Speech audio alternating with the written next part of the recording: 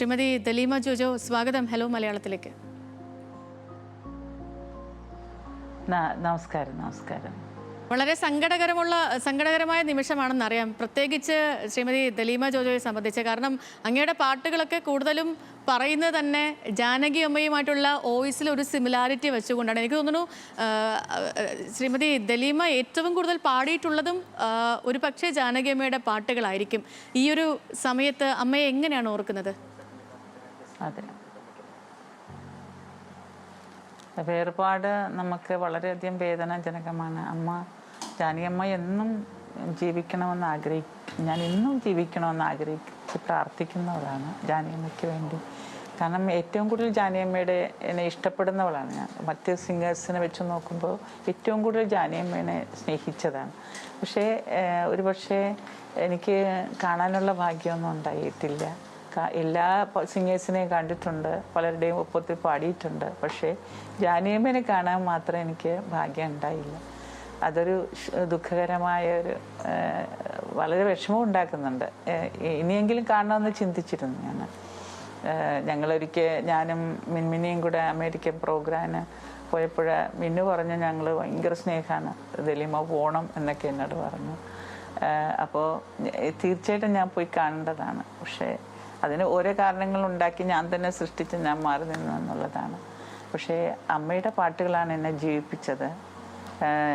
വർഷങ്ങളോളം ഞാൻ അമ്മയുടെ പാട്ടുകൾ പാടിയിരുന്നത് പല ടൈപ്പായിട്ട് പാടി. അതായത് ശോകഗാനങ്ങൾ, താരാട്ട് പാട്ടുകൾ, പ്രേതഗാനങ്ങൾ, പഴയ പാട്ടുകൾ, മധുരിക്കും ഓർമ്മകൾ എന്നുള്ളത്, തളിരിട്ട ഇനാക്കൾ, മഞ്ഞണിപ്പൂനില, അതുപോലെ തന്നെ പുറം നാട്ടിൽ നിന്ന് മറ്റ് സംസ്ഥാനങ്ങളിൽ നിന്ന് കൊണ്ടുവന്നിട്ട് ഹാഡ് തികളു നേത്രാവതി കേളിബന്നി എന്നൊക്കെ പറഞ്ഞ് ഞാൻ കുറേ പാട്ടുകൾ തെലുങ്കിലും കന്നഡയിലും ഒക്കെ എന്നെ കൊണ്ട് പാടിച്ചവർ, ഹിന്ദു ഡിവോഷനിൽ പാടി ജാനകിയമ്മയുടെ പാട്ടുകൾ കൊണ്ടുവന്ന് പാടിച്ചു കൊണ്ടുപോയി അവിടെ ഇറക്കിയിട്ടുണ്ട്.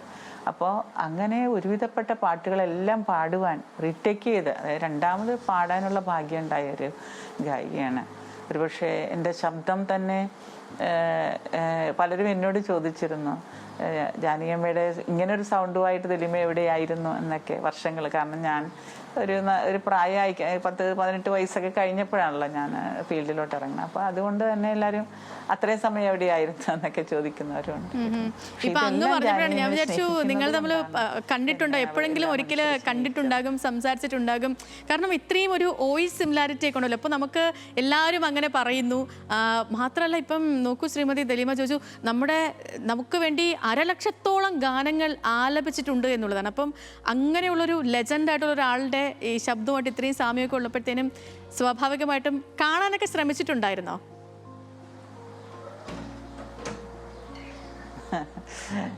ഞാൻ അത് പറയുമ്പോൾ ചിലപ്പോൾ എല്ലാവർക്കും എന്നോടൊരു ദേഷ്യം തോന്നും. ഒരുപക്ഷെ ഗ്രാമീണവാസി ആയതുകൊണ്ടായിരിക്കാം. പിന്നെ ആഗ്രഹങ്ങൾ ഉണ്ടായിരുന്നു. പക്ഷേ എങ്ങനെ പ്രതികരിക്കും ജാനകിയമ്മ എന്താണെന്നോ എനിക്കൊന്നും അറിയില്ല. പക്ഷെ എല്ലാവരും പറഞ്ഞത് ജാനകിയമ്മ പട്ടുപോലത്തെ ഹൃദയമുള്ളവളാണ്.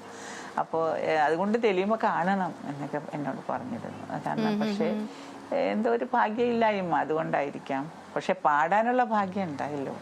ജാനകിയമ്മയുടെ പാട്ടുകൾ ഞാൻ എപ്പോഴും ചിന്തിക്കും, ഇനി ഏതാ ഞാൻ പാടാനുള്ളത്. നിങ്ങൾ യൂട്യൂബിലൊക്കെ എടുത്താൽ മതി, ഇനി പാടാനൊരു പാട്ടും ഇല്ല. അതിലെല്ലാം എൻ്റെ പാട്ടുകളെല്ലാം നിറഞ്ഞു കിടക്കുക. ജാനകിയമ്മയുടെ പാട്ടുകളാണ് എല്ലായിടത്തും പാടിയിരിക്കുന്നത്.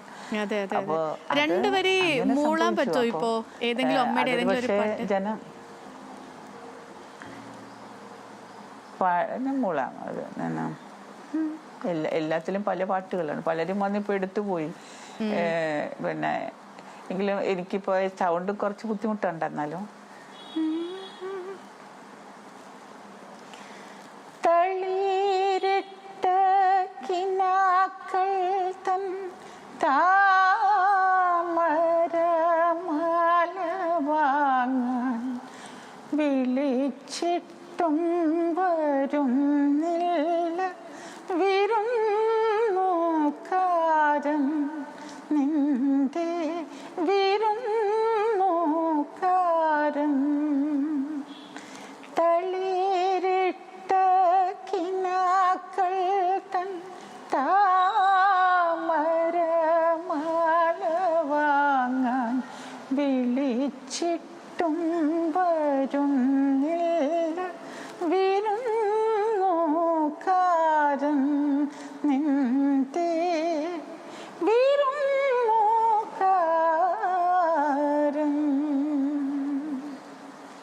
ഇതടക്കം എന്തുമാത്രം പാട്ടുകൾ മലയാളിക്ക് വേണ്ടി. വരുത്തില്ല എങ്കിൽ അയ്യോ, അങ്ങനെയല്ല. നമുക്ക് അതിൻ്റെ ഒരു ഫീല് അത് എത്രയെന്ന് പറഞ്ഞറിയിക്കാൻ എനിക്കറിയില്ല. ഇപ്പം പറഞ്ഞ പോലെ തന്നെ ഇപ്പം ജാനകി അമ്മ മലയാളിയല്ല, പക്ഷേ മലയാളത്തിൽ ഏറ്റവും കൂടുതൽ പാട്ടുകൾ പാടി, അതും അത്രയും അക്ഷരസ്ഫുടതയോടുകൂടി, അത്രയും വികാര തീവ്രതയോടുകൂടി. അപ്പം അമ്മയിൽ നിന്നും പഠിക്കേണ്ട പാഠങ്ങൾ എന്തൊക്കെയാണ് ശ്രീമതി തെലീമ ജോജു? അമ്മയിൽ നിന്നുമാണ് നമ്മൾ സംഗീതം പഠിക്കുന്നത്. കാരണം ഒരു സിനിമാ പാട്ട് അല്ലെങ്കിൽ ഒരു ഭാവം എങ്ങനെയാണ് കൊണ്ടുവരേണ്ടത്, അല്ലെങ്കിൽ നമ്മളുടെ ഉച്ചാരണം എങ്ങനെ ഉച്ചരിക്കണം, ഇതെല്ലാം നമ്മൾ പഠിക്കുകയാണ്. ഇനി സൗണ്ടിൻ്റെ മോഡുലേഷൻ, സൗണ്ട് എങ്ങനെയാണ് നമ്മൾ ക്ലിയർ ചെയ്യേണ്ടത്, അത് എവിടെയൊക്കെയാണ് കുറയ്ക്കേണ്ടത്, അമ്മ ഇതെല്ലാം ഉൾക്കൊണ്ടുകൊണ്ടാണ് പാടിയിരുന്നത്. നമ്മൾ ഇങ്ങനെ അലറിപ്പാടേണ്ട അവസ്ഥകളല്ല അമ്മയുടെ പാട്ടുകൾ. നമ്മൾ ശ്രദ്ധിച്ച് കഴിഞ്ഞാൽ ഈസിയായിട്ട് നമുക്ക് പാടാൻ സാധിക്കുന്ന ഒരു ശൈലിയിൽ അമ്മയുടെ പാട്ടുകൾ പഠിച്ചു കഴിഞ്ഞാൽ നമുക്കത് തിരിച്ചറിയാനായിട്ട് സാധിക്കും.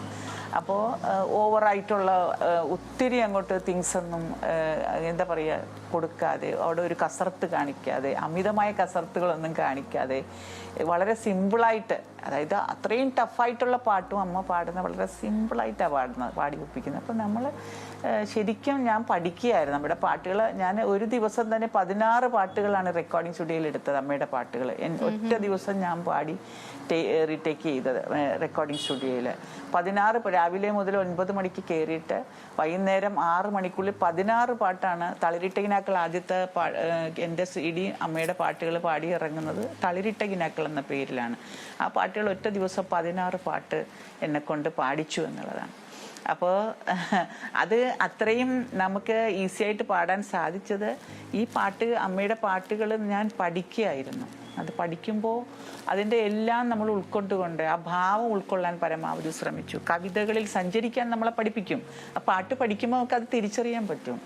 അത് വേറെ ഒരു ഗായകരിലും കാണാത്ത പ്രത്യേകതയായിരുന്നു അത്. അതുപോലെ തന്നെ എത്രയോ ശബ്ദ മാധുര്യം ഞാൻ എപ്പോഴും ശ്രദ്ധിക്കും. മറ്റൊരു ഗായകനുമായിട്ട് ദാസേട്ടനാവട്ടെ ജയേട്ടനാവട്ടെ ആരുമായിട്ട് പാടിയാലും വേറിട്ട് നിൽക്കില്ല, വേറിട്ട് മാറ്റി നിർത്താൻ സാധിക്കാത്ത. കാരണം മത്സരിച്ച് പാടുന്നത് പോലെ നമുക്ക് തോന്നും, മത്സരിച്ച നമുക്ക് ഫീൽ ചെയ്യുന്നതായിട്ട് നമുക്ക് തോന്നും. അങ്ങനെ പാടുന്ന ഒരു ഗായിക. ശ്രീമതി തെലീമ ചേച്ചി, വേറൊരു കാര്യം, ഇപ്പം നമ്മളൊരു ഡിജിറ്റൽ കാലത്താണ് ജീവിക്കുന്നത്. ഇപ്പം പാട്ടിലും സംഗീതത്തിലും ഒക്കെ അതിൻ്റെ ഒരു കടന്നുകയറ്റവും ടെക്നിക്സും ഒക്കെയും മാറി. ഇപ്പം ജാനകിയമ്മ പാടിക്കൊണ്ടിരുന്ന സമയത്തെ ഒരു കാലമേ അല്ല ഇപ്പോൾ. ഇപ്പം സ്വരം നന്നായിരിക്കെ തന്നെ പാട്ട് അവസാനിപ്പിച്ചയാളാണ് ജാനകിയമ്മ. പക്ഷേ ഇപ്പോഴത്തെ ഈ ഒരു ഡിജിറ്റൽ കാലത്തും ഇപ്പം നമ്മൾ ഏതെങ്കിലും ഒരു റിയാലിറ്റി ഷോ കാണുകയാണ്, അങ്ങനെയൊക്കെ ആണെങ്കിലും പിള്ളേർ തിരഞ്ഞെടുക്കുന്നൊക്കെയും എസ് ജാനകിയുടെ പാട്ടുകളാണ് കൂടുതലും. അതെന്തുകൊണ്ടായിരിക്കും അങ്ങനെ? ഇപ്പോഴും ഇത്രയും നമ്മുടെ ലോകം വികസിച്ചു, നമ്മൾ തന്നെ വികസിച്ചു എന്നൊക്കെ പറയുമ്പോഴും എസ് ജാനകിയുടെ പാട്ടുകൾ കാലത്തിനും അതീതമായിട്ട് നിലനിൽക്കുന്നത് എന്തുകൊണ്ടായിരിക്കും? ഇത് തന്നെയാണ്. അതായത് ജാനകിയമ്മയുടെ പാട്ടുകൾ ഞാൻ മുന്നേ പറഞ്ഞതുപോലെയാണ്. ഭാവമുണ്ട്, അതിൽ നമ്മൾ അനുഭവിക്കുന്ന വേദനകളുണ്ട്, അല്ല അനുഭവിക്കുന്ന എല്ലാ എന്താ പറയുക നമ്മൾക്ക് എന്താ പറയുക ജീവിതത്തിൻ്റെ ഭാഗങ്ങളെല്ലാം തികഞ്ഞതാണ് ആ പാട്ട്. എനിക്കത് പറഞ്ഞു തരാൻ അറിയാൻ പാടില്ല. പക്ഷേ ജാനകിയമ്മയുടെ പാട്ടുകൾ, ഓരോ പാട്ടുകൾ കുട്ടികളുടെ അടുത്ത് പഠിക്കുന്നത്, അതിനാൽ ജനങ്ങളുടെ ഹൃദയത്തിലുള്ളത് ഈ ഇഹ്റാദുരത്വം ഉണർത്തുന്ന നമ്മുടെ ഈ പാട്ടുകളാണ്. അതൊരിക്കലും മറയുന്നില്ല. ഇപ്പോഴത്തെ തലമുറ ഒരുപാട് പാട്ടുകൾ ചെയ്യുന്ന, നല്ല പാട്ടുകൾ ചെയ്യുന്ന കുട്ടികളൊക്കെ ഉണ്ട്, നന്നായിട്ട് ചെയ്യുന്നവരും ഒക്കെ ഉണ്ട്. പക്ഷേ അത് നിലനിൽക്കാത്ത കാരണം എന്ന് പറഞ്ഞാൽ അത് മനുഷ്യരുടെ ഹൃദയത്തിലേക്ക് ആഴത്തിൽ ഇറങ്ങുന്നില്ല. ഇനി വരികളാണെങ്കിലും നമ്മൾ പാട്ടുകാർ പാടുമ്പോൾ ശ്രദ്ധിച്ചാൽ മതി, പലതും തിരിയില്ല. എന്താണ് പാടുന്നത് നമുക്ക് ചിലപ്പോൾ നമുക്ക് പ്രയാസം തോന്നും, നമുക്ക് തിരിയുന്നില്ല. ഒന്ന് എഴുതിയെടുക്കാമെന്ന് വിചാരിച്ചാൽ പല ഭാഗങ്ങളും നമുക്ക് മനസ്സിലാവില്ല. പക്ഷേ ജാനകിയമ്മയുടെ ഒരു പാട്ട് നമ്മൾ എവിടെ എങ്ങനെ മറ്റൊരു സംസ്ഥാനത്ത് നിന്ന് വരുന്ന ഒരു ഗായികയാണ്. ഇത്രയും ക്ലിയർ ആയിട്ട് നമുക്ക് അങ്ങനെ പാടാൻ പറ്റുമോ? മറ്റൊരു ഭാഷയിൽ നിന്ന് വന്ന ഒരു വ്യക്തിത്വം ഇത്രയും ക്ലിയർ ആയിട്ട് നമ്മളെ പഠിപ്പിക്കുന്ന രീതിയിൽ ഒരു മലയാളി പഠിച്ച് മനസ്സിലാക്കി ഇങ്ങനെ വേണം എന്നുള്ള നിലയിൽ പാട്ടിനെ കൊണ്ടുപോകുന്നെന്ന് പറയുമ്പോൾ, അപ്പോൾ അതെല്ലാം ഇപ്പോഴത്തെ തലമുറയ്ക്ക് അത് മനസ്സിലാകും. പഠിക്കുമ്പോഴാണ് മനസ്സിലാകുന്നത്. അതാണ് അതിന്റെ പ്രത്യേകത. ജാനകിയമ്മയുടെ ഒരു പാട്ടെടുത്ത് പഠിക്കുമ്പോൾ നമുക്ക് അത് കൃത്യമായിട്ട് മനസ്സിലാവും. അത് എല്ലാവർക്കും എടുത്ത് പാടാൻ അങ്ങനെ പെട്ടെന്ന് പറ്റുന്നതല്ല. പക്ഷേ ജാനകിയമ്മയുടെ ഈ ഒരു വിയോഗം അത് ഇന്ത്യൻ സംഗീത ലോകത്തിന് എത്ര കണ്ട് നഷ്ടമാണ്. അതിനെ അത് നമുക്ക് അത് എങ്ങനെയാണ് പറയാൻ പറ്റുക ശ്രീമതി ദലീമ ജോജു? അത് പറഞ്ഞ് അവസാനിപ്പിക്കാൻ പറ്റുന്നതുമാണോ? തീരാ നഷ്ടമാണ്. അതെ അതെ, ഇന്ത്യൻ സമൂഹത്തിന് തീരാ നഷ്ടമാണ്. അതായത് അങ്ങനെ ഒരു ഇത്രയേറെ ശബ്ദമാധുര്യമുള്ള എന്ത് പാട്ട് പാടിയാലും ആ ശബ്ദത്തെ ആരാണ് ഉപേക്ഷിച്ച് കളയുന്നത്? അതുകൊണ്ട് അതെന്താന്ന് പ്രത്യേകത എന്ന് പറഞ്ഞാൽ അത്രയും ശബ്ദമാധുര്യമുള്ള ഒരു ഗായികയായിരുന്നു. ശബ്ദത്തിൽ അത്രയും മനോഹരമായ സൗണ്ടിന്റെ ഉടമയായതുകൊണ്ടാണ് എന്ത് പാടുമ്പോഴും മനോഹരമാകുന്നത്. അത് വളരെ അപൂർവം പേർക്കേ നമ്മുടെ ഗായകരിലുള്ളൂ എന്നുള്ളതാണ്. വളരെ ഈ എന്ത് പാട്ട് പാടിയാലും മനോഹാരിത തോന്നുന്ന ഒരവസ്ഥ. അപ്പോൾ ആ അവസ്ഥയാണ് ജാനകിയമ്മയിലുള്ളത്. ആ ഒരു കഴിവ് ജാനകിയമ്മയിലുണ്ട്. നമ്മളൊക്കെ എത്ര ശ്രമിച്ചാലും അതിൻ്റെ അരികിലൊന്നും വരാൻ നമുക്ക് ഒന്നും ഇതില്ല. പക്ഷെ നമ്മളങ്ങനെ ജനങ്ങളങ്ങനെ പാട്ടുകാരി കൊള്ളാൻ ജാനകിയമ്മയുടെ ആ ശബ്ദത്തോട് ഒരു സാദൃശ്യം ഉണ്ട് എന്നൊക്കെ ചിലർ പറഞ്ഞ് നമ്മളെ എടുക്കുന്നു മാത്രമേ ഉള്ളൂ. അല്ല ജാനകിയമ്മയുടെ പാദത്തെ സ്പർശിക്കാനുള്ള യോഗ്യത. എനിക്ക് തോന്നുന്നു അങ്ങിപ്പം വിവിധ സ്റ്റേജുകളിലൊക്കെ ആയിട്ട് ജാനകിയമ്മയുടെ ഓൾമോസ്റ്റ് കുറേ പാട്ടുകൾ ഒരു ഏറെക്കുറെ നമുക്കൊക്കെ അറിയാവുന്ന പോപ്പുലർ ആയിട്ടുള്ള എല്ലാ പാട്ടുകളും പാടിയിട്ടുണ്ടാകും. അതിലിപ്പം ഒരു 3 സെലക്ട് ചെയ്യാനൊക്കെ പറഞ്ഞാൽ ഭയങ്കര ബുദ്ധിമുട്ടായിരിക്കും. എങ്കിലും ഒരു പേഴ്സണൽ ഫേവറേറ്റ് ആയിട്ട് അമ്മയുടെ ഒരു 2-3 പാട്ട് പറയാൻ പറഞ്ഞാൽ ഏതായിരിക്കും സെലക്ട് ചെയ്യുക? എനിക്ക് എല്ലാ പാട്ടും ഇഷ്ടമാണ് മോളെ. ശാരികയെ പിന്നെ എന്താ പറയുക, ഇനി ശോകഗാനങ്ങൾ എനിക്ക് ജീവനാണ്.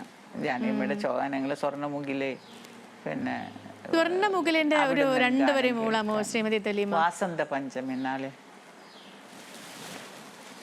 സ്വർണ്ണമുഖിലെ ഞാൻ പാടിയ ശരിയാവോന്ന് അറിയില്ല. ഇപ്പോഴത്തെ ഒരു കണ്ടീഷനിൽ പാടി നോക്കാം. സ്വർണ്ണമുഖിലെ സ്വർണ്ണമുഖിലെ സ്വപ്നം കാണാറുണ്ടോ നീയും, സ്വപ്നം കാണാറുണ്ടോ കണ്ണുനീർക്കുടം തലയിലേന്തി വിണ്ണിൻ വീഥിയിൽ നടക്കുമ്പോൾ സ്വർണ്ണച്ചിറകുകൾ ചുരുക്കിയൊതുക്കി വസന്തരാത്രിയിൽ മയങ്ങുമ്പോൾ സ്വർണ്ണമൂക്കിലെ സ്വർണ്ണമൂക്കിലെ സ്വപ്നം കാണാറുണ്ടോ. എനിക്കിപ്പോ ശബ്ദത്തിന് ബുദ്ധിമുട്ടുണ്ട്, എങ്കിലും പാടുന്നൊന്നും അത്രേ ഉള്ളൂ. കുറേ നാളെ ഈ പാട്ടൊക്കെ കേട്ടിട്ടപ്പം വീണ്ടും കേൾക്കുമ്പോഴത്തെ അതും ഇപ്പൊ അങ്ങ് തന്നെ പാടി കേൾക്കുമ്പോഴത്തേക്കും അത് അത്രയും സന്തോഷം. ശ്രീമതി ദലീമ, ഇപ്പം സമയപരിമിതി കൊണ്ടാണ് ഇപ്പൊ ഞാൻ ചോദിക്കുന്നത്, അമ്മ നമുക്കൊപ്പം ഇല്ല, പക്ഷെ ആ ശബ്ദം എറ്റേണലായിട്ട് എന്നും നമുക്കൊപ്പം ഉണ്ട്. ഞങ്ങളുടെ പ്രേക്ഷകരോട് എന്താ പറയാനുള്ളത് ഈ ഒരു സമയത്ത്? നമുക്കിപ്പോൾ ഉണ്ട്. നമ്മൾക്ക് പ്രേക്ഷകര് ഒരിക്കലും മറക്കില്ല. കാരണം ജനങ്ങളത് ഹൃദയത്തിൽ നെഞ്ചിലെത്തിയ പാട്ടുകളാണ്. ജാനകിയമ്മേനെ എങ്ങനെ മറക്കുവാൻ നമുക്ക് സാധിക്കും? അപ്പോൾ ജാനകിയമ്മയുടെ ഓർമ്മകൾ നമുക്ക് നിലനിർത്താൻ നമുക്ക് സാധിക്കും ആ പാട്ടുകളിലൂടെ. നമ്മുടെ തലമുറയ്ക്ക് എന്താ പറയുക, ഒരു ഗായിക എന്താവണം എന്നുള്ള മാതൃക കൂടിയായിരുന്നു. അതായിരുന്നു ജാനകിയമ്മ. നമ്മുടെ കുഞ്ഞുങ്ങളോട് അതിനെ എത്രത്തോളം പവിത്രതയോടുകൂടെ കൊണ്ടുപോകണം എന്ന് കൂടെ പഠിപ്പിച്ച ഒരു വ്യക്തിത്വമാണ് ജാനകിയമ്മ. നമ്മൾ ശ്രദ്ധിച്ചാൽ മനസ്സിലാവും. ജാനകിയമ്മനെ കാണുമ്പോൾ നമുക്ക് മനസ്സിലാവും. ഇപ്പം എന്നെ കണ്ടാൽ മനസ്സിലാകത്തില്ല, ജാനകിയമ്മനെ കാണുമ്പോൾ മനസ്സിലാവും. ഒരിക്കലും ഞാൻ ഒരുങ്ങിയൊക്കെ നടക്കുന്നതാണ്. പക്ഷെ ജാനകിയമ്മ എന്ന് പറയുമ്പോൾ ഒരു പരിശുദ്ധിയോടുകൂടെ സംഗീതത്തെ കൊണ്ടുപോകുന്ന ഒരു വ്യക്തിത്വത്തിനുടമയായി നമ്മുടെ ഒരു അമ്മയായിരുന്നു. എപ്പം നോക്കിയാലും ഒരു ചെറുപ്പകാലത്തും അമ്മയായിട്ടാണ് നമുക്ക് ഫീൽ ചെയ്യുന്നത്. അപ്പോൾ നമ്മുടെ മക്കൾ, നമ്മുടെ തലമുറയെ പാട്ടിനെ ആഗ്രഹിക്കുന്നുണ്ടെങ്കിലും ജാനകിയമ്മയുടെ പാട്ടുകൾ നിലനിർത്തുവാനായിട്ട് നമുക്ക് നമ്മുടെ കുഞ്ഞുമക്കളിലൂടെയൊക്കെ നിലനിൽക്കട്ടെ. അവർ ഇന്ന് സ്റ്റേജ് ഷോയ്ക്കൊക്കെ പാടുന്നുണ്ട്. ഒരു കുട്ടിയും ജാനകിയമ്മയുടെ പാട്ടിനെ ഉപേക്ഷിച്ചിട്ടില്ല. അത് എന്നുമെന്നും നമ്മുടെ എല്ലാവരുടെയും ഓരോ മലയാളികളുടെയും ഹൃദയത്തിൽ ആഴത്തിൽ കിടക്കട്ടെ. അത് ഉപയോഗിക്കുവാൻ സാധിക്കട്ടെ. അതിലൂടെ നമുക്ക് എങ്ങനെ ആയിത്തീരണം എന്നുകൂടെ നമുക്ക് പഠിക്കുന്ന ഒരു മാതൃകയായിട്ടത് മാറട്ടെ എന്ന് മാത്രം പറയുകയാണ്. ഓക്കെ, വളരെയധികം നന്ദി ശ്രീമതി ദലീമ ജോജു, ഞങ്ങൾക്കൊപ്പം ജോയിൻ ചെയ്തതിന് ഒരുപാട് സന്തോഷം. Thank you. ഓക്കെ.